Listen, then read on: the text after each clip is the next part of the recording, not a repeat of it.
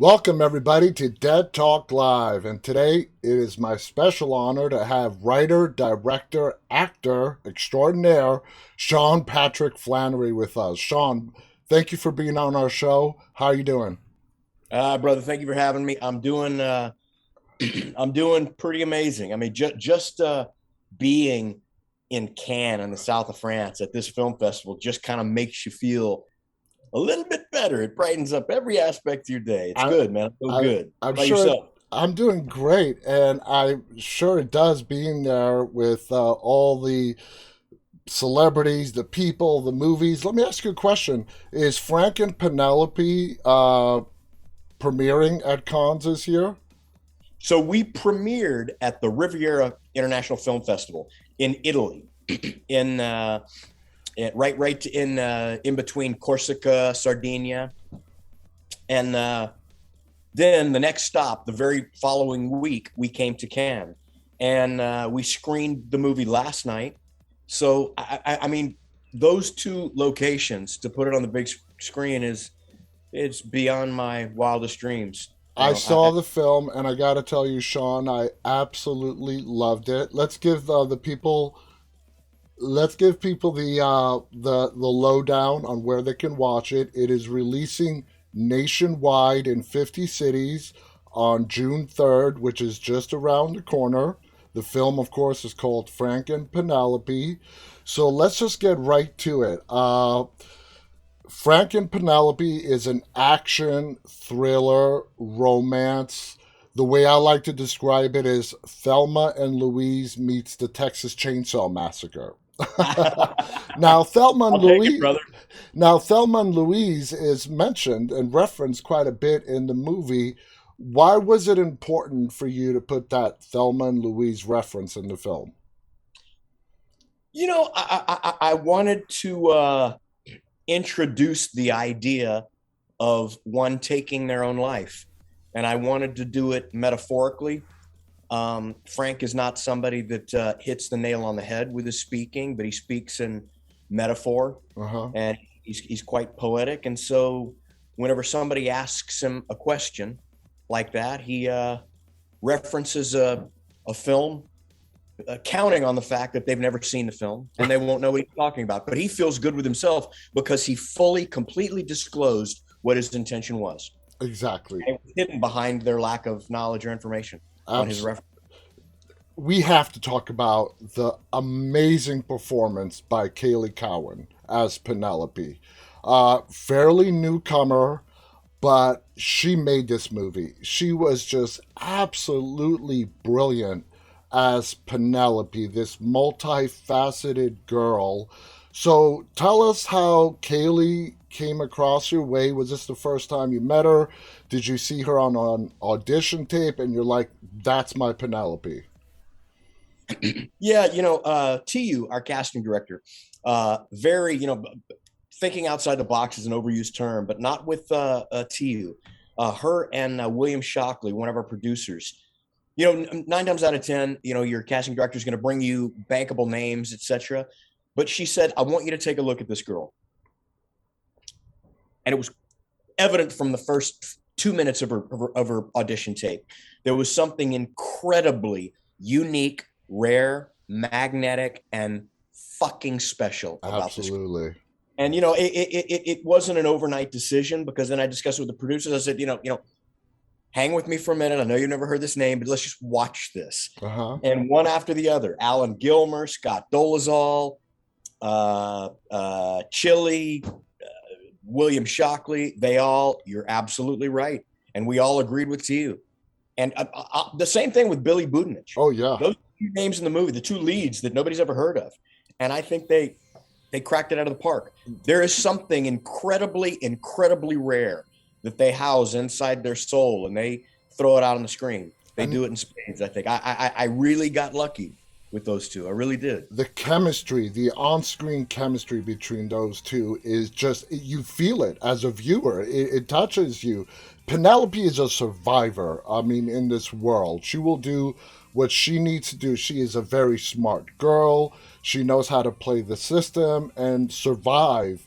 And right up through the very ending of the film, the viewers, at least for me, there is still that small lingering doubt if she's still playing an angle, okay, to survive with Frank.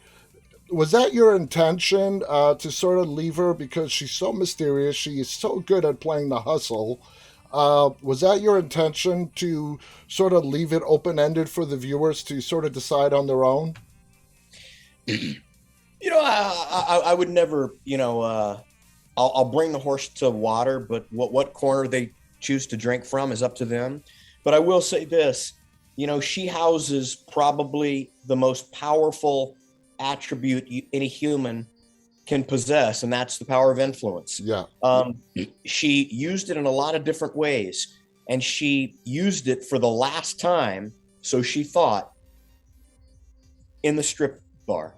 And she admits such on the hood of the car to Frank. I won't disclose the information of the scene, but she kind of parked that. She took that quality and that usage and put it away. But then when life or death scenario happens, she decided to willingly pull that out of the pocket again and use it She's a survivor. the adversary. And sure enough, that shit will knock down mountains. It definitely did. And it, like I said, she is a survivor. Now, let's talk about the Texas Chainsaw family. For lack of a better term, that's what I'm calling them. Are they, you helped pen the script. Are they just flat out crazy? Would you describe them as a cult? How would you explain the family in the middle of nowhere that owns a motel, very Norman Bates like? How would you describe them? What was your inspiration when you were just, putting this cult family together? The inspiration was all kind of up here. As it says in the script, mercury got into the water. And as we all know, for those of us that eat way too much tuna fish, it can make you sometimes a little kooky. Uh-huh. Well, if 10,000 times the dosage went into your water, it can rearrange your thinking process. But I wanted an air of logic to Chisos as well. I didn't want him to come from left field for left field's sake. Like every line of Chisos is something that he firmly believes, that he really knows to be true. And a lot of his lines make you think and go, well, he's not actually wrong. I don't know why I don't agree with that, but I like a bad guy that sometimes you go, damn, he's got a point. Doesn't mean that he's right. No. Doesn't mean that you don't want him to, get splattered like a bug.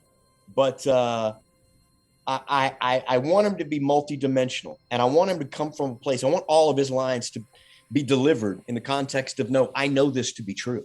Yeah. And here is wrong. Absolutely. And Kaylee and Jonathan Sheck against each other, they made for a powerful pair, man. Absolutely. That's what I want to talk about. Jonathan, amazing job at Chisos. He was a great choice to cast him because as a cult leader, he's charming, charismatic, as we have seen throughout history. A lot of cult leaders are, if you want to classify them as a cult. The name Chisos, there's a little reference in the movie, I think with Penelope. Do you mean Jesus? And the other person going, no, cheese sauce.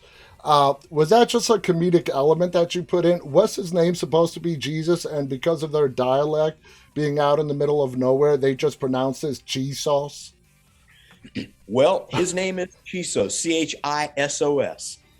And that is a reference from some of my research from the mining companies. There was a Chisos mining company back in the day in that part of town where they did mine mercury.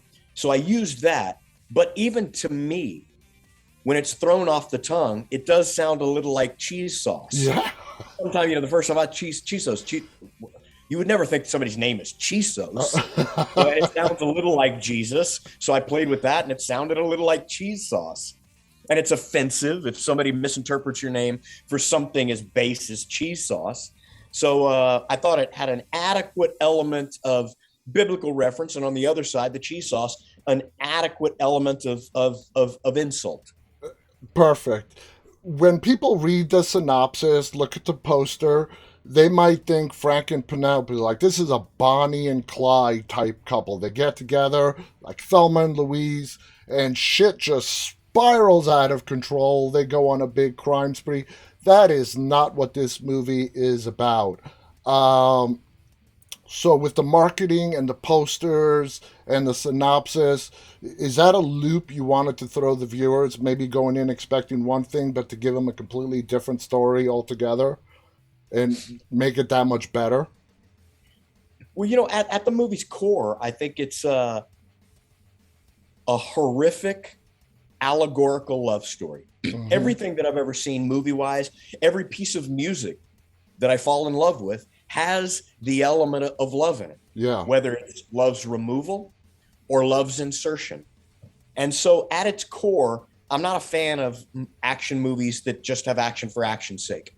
If the stakes aren't high enough, if I don't have a vested interest in people, it doesn't work for me. So at its core, I wanted it to be a story about humanity Yeah. and two people's blossoming love for one another. And I wanted to care about that love. I wanted to fear for that love's removal.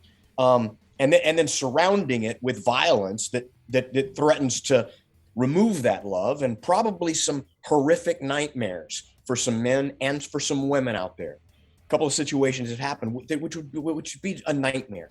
Everything that you have in your soul to invest in another human being, to think that potentially that could be removed like Yeah. that, maybe it was just a lie, is horrific to me. It is. So I think you know the scene that I'm talking about, but Mm-hmm. surrounding it with things like that really gave it a very punctual human element to me, I and agree. I hope that's realized on the screen. I agree. Now, Frank and Penelope is your first feature film directorial debut, okay? As a It is. lifelong actor doing some huge hits, you have an impressive resume. Is directing something that, earlier on in your career, something that you knew you wanted to get into? Yes, but in the right context. I've had an opportunity to direct in the past, but it's never been the right situation. And I'll give you an example. You can you can record a song. You can be one member of a 50-piece orchestra where you only come in at the third minute for about an eighth of a second and then you never play again. Mm-hmm. Or you can be a solo artist. And although both of those people recorded a record, they both did very, very different things. Directing can be looked at in the same way. There are some directors that hardly make any decisions. And then I've worked with some directors that get an opportunity to make every creative decision that you see on the screen. I was interested in chasing something that I saw in my head, and this was the perfect opportunity for me to do that. I'm incredibly grateful because these opportunities, these unbridled opportunities for full creative freedom, they're not fleeting. Mm-hmm. They're the unicorn. They do not exist. It doesn't But happen very often. it doesn't. But I looked out my back fence and there was one of those one-horned fuckers in my backyard. So I saddled that biatch up. I went for a gallop. And I hope it found another unicorn, procreated, and I hope to see a herd in my backyard. I hope I know so. it's I hope probably so too. rare, but man, I'd love an opportunity to do it again like that. But I completely understand the rare opportunity for creative freedom that I had, and Don't I take don't. it for granted. Don't take it I, for granted. Yeah. Now you have a pretty significant role in this film as well as the club manager. You don't have your character doesn't have a name. We see you a lot in the beginning, and we also see you in the end. Was it always your idea to play the club manager, or was it sort of something that what we've auditioned people, but you know what? I can do this. Let me do this. Let me also step in front of the camera and play the club manager. it was from coming out of the gate. It wasn't my idea to be in the film, but I mean, at my core, I started my first business when I was. Well, I mean, I had my first paper out when I was 8. I started my first real business on my own, a car detailing company, a mobile car detailing company, when I was in high school. So I'm a businessman at my core. I always knew, you know, there's a couple of roles in this that I could do. I hope I don't have to. I hope we cast it. And God knows that if a better name comes in, let them do it. I don't care. I want the best product. But if we can't find somebody, I can certainly step in and do this. Okay. And so, yeah, I didn't set out to play the club manager. I had a great time doing it. It's a bookend, so it was like one day in the beginning and one day in the end, and it worked out. It worked out well. And by the time we shot that, my DP, my AD, my entire crew we were bonded. We were together. So it was okay to step on the other side of the camera, knowing you guys have exactly what we intend to shoot, and you're going to crack it out of the park. Yep. Center field into the parking lot, and they did. Kevin Dillon is also in the film. He plays Sheriff Dalton. Was Sheriff Dalton does not have an expanded role in the film, but yet important. Was Sheriff Dalton written with Kevin in mind? Are you and Kevin friends? Did you invite him to be in this film? Tell us how Kevin Dillon became involved.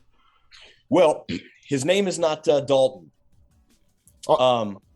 We actually show his calling card in the film, and he's got a very, very, very specific name.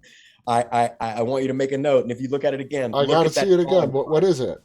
Well, if you don't want, I don't want you to spoil it, but I'll I don't want to spoil it. But his middle name is Morrissey. His middle name is Morrissey, and I want you to check it out and call me or shoot me a text and let me know what you think. Okay, I totally missed that part. Now, so check it out. It's a little Easter egg for some people that are bibliophiles, but it's my little homage to other area greatness. And that's what's great. You put all these little things in there, like the cheese sauce and the card that I missed, apparently, that people really need to watch this movie twice to see everything. Now, the film credits the original story to John Thaddeus. How involved was he, and what were his thoughts on the film when he saw it?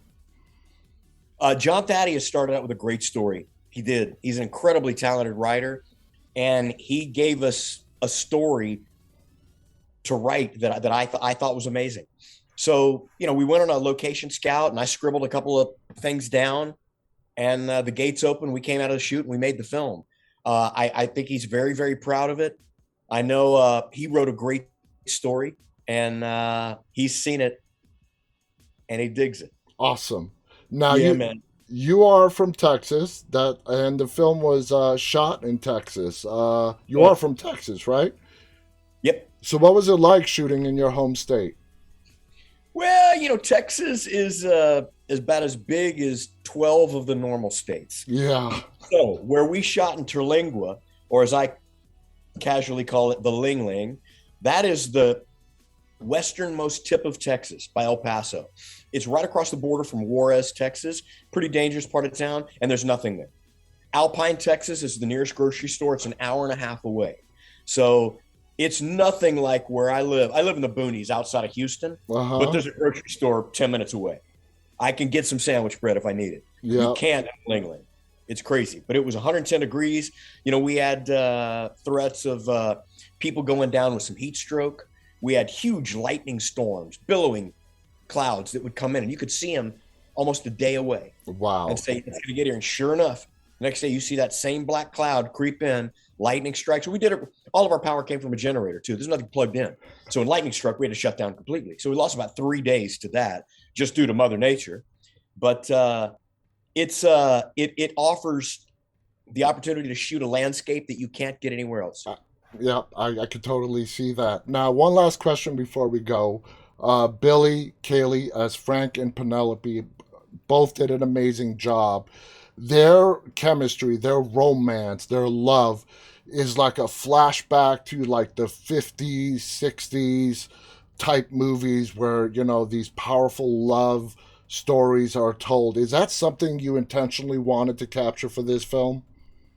100%. I wanted Billy to have that old school thing, like a Montgomery Clift, not like a contemporary 2020 movie star, but the old iconic visual. Is that why he sort of really looks like James Dean? James Dean. Of course.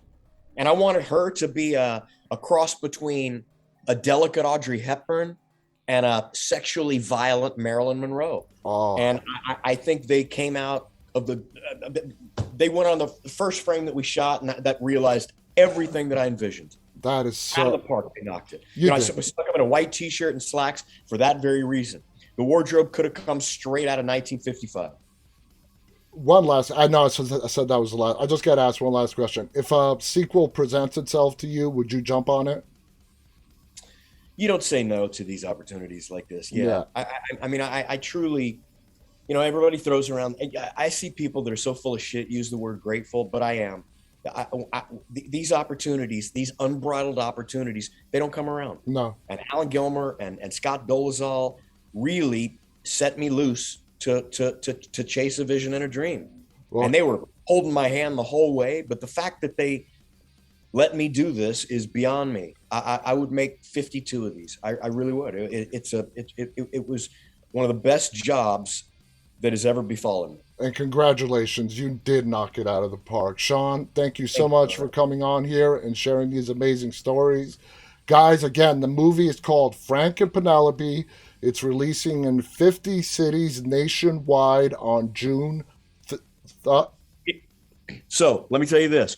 We are coming out in every theater in the United States that Top Gun is not already in, which leaves about 50.